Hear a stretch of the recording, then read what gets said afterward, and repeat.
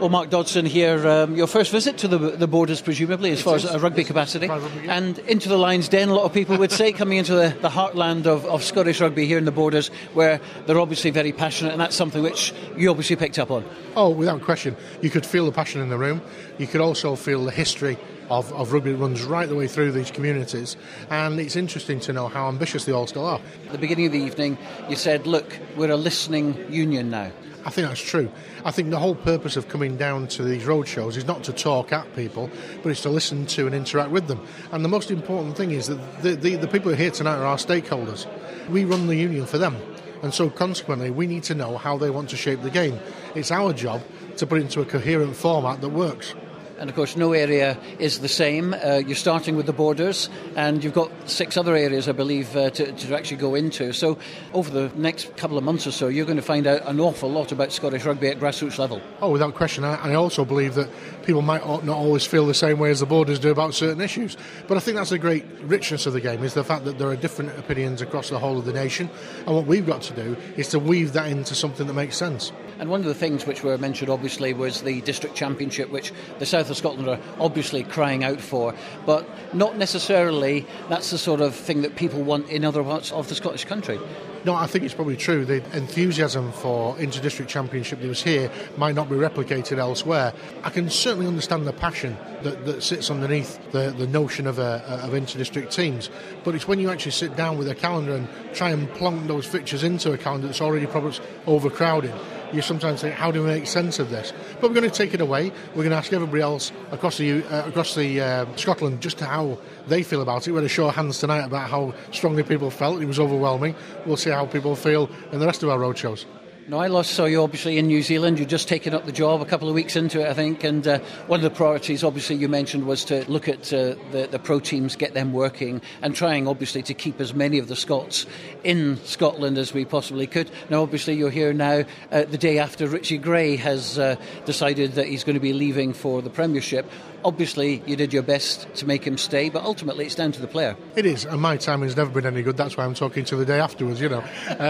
But no, it's clearly that Richie wanted to test himself in the English Premiership, and it's a global game, and he's a global figure in there, and he's also very keen to make sure that he wants to get a berth in the Lions squad in 2013, and I think that was a lot behind his decision. We tried everything we possibly could as a union to make sure we kept him there.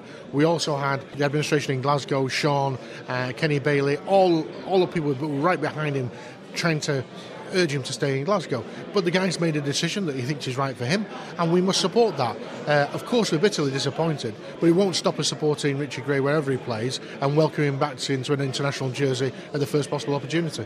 So that's obviously a knockback for Scotland and Scottish people in general. But in a way, as you said yourself, you know, the standard of the Premiership at the moment is very, very high. Sale are obviously a top 5 club in the Premiership. This is going to help him as a player. He'll come back and put the Scottish jersey on, and obviously that's going to be a positive thing. I think so, and I think if Richie improves with the day-to-day tests that he receives in the English Premiership, that's terrific. But what I want to concentrate on, I almost leave Richie to the English Premiership now. What I've got to do is to concentrate on making sure that we're more competitive in the Rabo Direct Pro 12. What I need to do is to make sure I'm giving the resources and creating the environment for Sean and Michael to deliver the best teams and the best squads possible and make their teams competitive on an everyday basis. So what we'll be doing is not saving the money that we're going to pay to Richie Gray. We're going to reinvest that into the pro club games, and if we can, retain as many people as we want to retain Scots players, and also go outside and bring some top quality talent into the 2 pro club squads from outside. And you're mentioning obviously money there, a big important thing, and I think one of the things you were talking about is looking at the finances again and deciding where the money is best spent, and obviously Glasgow and Edinburgh right at the top of the list. That's right, and then I think one of the things is I want a no excuses culture to be created in our pro clubs. That's what the players and that's what the coaches want. To do that, we have to fund those clubs properly, and we have to make them competitive, but make them competitive on a budget that makes sense, that is equal to their competitors in the Rabo Rep Pro 12. So what we'll be trying to do is to redirect funds to make that happen, and then I think it's up to the coaches to deliver the players and the squads and the style of play that makes us a winning teams in Scotland. OK, let's turn to the Borders then. You're here at Selkirk Rugby Club this evening. Enthusiastic amount of people, very passionate people in the Borders, of course. What can the SRU do that they're not doing at the moment for the people in the borders, the players in the borders? I think what we've got to do is to make ourselves more accessible. I think we've got to, as a part of this listening process that we're embarking upon, that's going to feed into the strategic plan that we're going to bring forward early in the new year. There'll be no big surprises in that plan, but what we hope to do is to redirect our resources in a clearer and more effective way.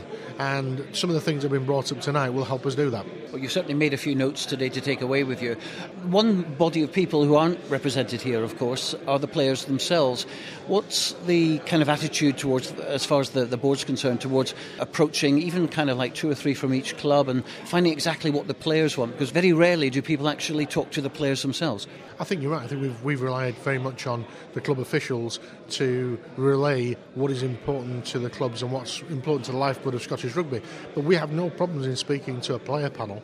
And often when you do speak to the players, you feel that sometimes it's a slightly different angle than the officials that represent them. So if there's a thirst to do that in the game, we'll be happy to talk to people and to have dialogue with them. I think that's something which might actually prove very, very worthwhile. Yes. Well, we've been told tonight that the players want to play in an inter-district championship. It'd be interesting to see, if we talk to the players, how strong that appetite is. Well, certainly, I mean, talking to the players as I do, I think one of the main concerns, the Jed Forrests and the Kelsos, who have excellent players who can't get access to the British and Irish Cup, for instance. Is there a danger there that some of these players from the smaller clubs will have no choice but to leave the smaller clubs to get the best quality that they can get, opposition, with the likes of Gala or Ayr or Curry or Dundee or whoever it might be? I think that's a risk. I think it's a risk that there will be a kind of a magnet effect of the clubs that are more successful. But I think that's a kind of market forces thing. What I would like to do is have as many clubs as we possibly can representing Scotland in the B&I Cup. That's what I'd like to do, have more clubs in there who are capable of competing at that level. Do you think that could actually increase in the future from 3 to 4 or more? I think that's something we want to talk about. That's something that was brought up again about the SRU fighting Scotland's corner on these committees and international bodies, and that's something that we're clearly, keen to do. Now, the Sevens, obviously, the Borders invented the Sevens, Melrose invented the Sevens, at Jedburgh, Butcher, all the history, which is fantastic. And I think one valid point which came up today was the fact that we don't really shout about that enough, and I think that's something you definitely took on board.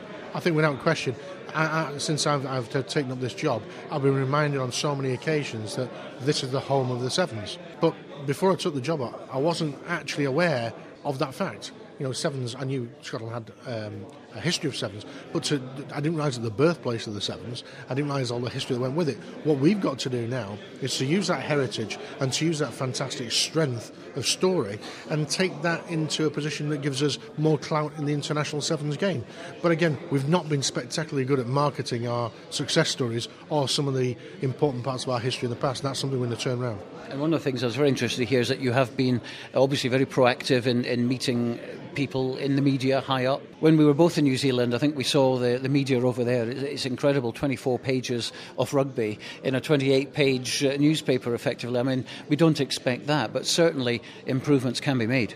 Without question, and I think it's all about making sure we get the media owners on our side, understanding that we are open for business, understanding we want commercial relationships with them as well as editorial relationships, but more importantly, making our game attractive, making it a success story, something that people want to talk about.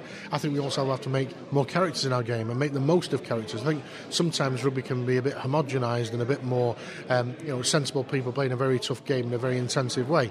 I think also sometimes some very, very funny characters can be brought to the fore, and we can make more use of some of the great sages that we've got in the game as well. So I think it's up to us to make our product and our proposition more compelling, but I think it's also up to me, I think, as a CEO, to make sure that the relationships we've got with media are more productive and more sensible and attractive in the long term. Well, just finally, you were very passionate when I spoke to you in New Zealand. If anything, you've upped that. I think, very much so. I mean, 5 weeks into the job now, so I'm almost a veteran. For me, I'm just amazed at the quality of talent that's coming through the pipeline into our pro teams.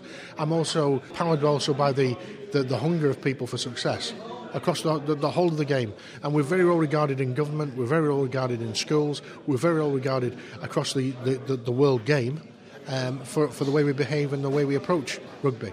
And I'm very fortunate to have this job, and I promise you, if we're not successful, it won't be for the want of trying.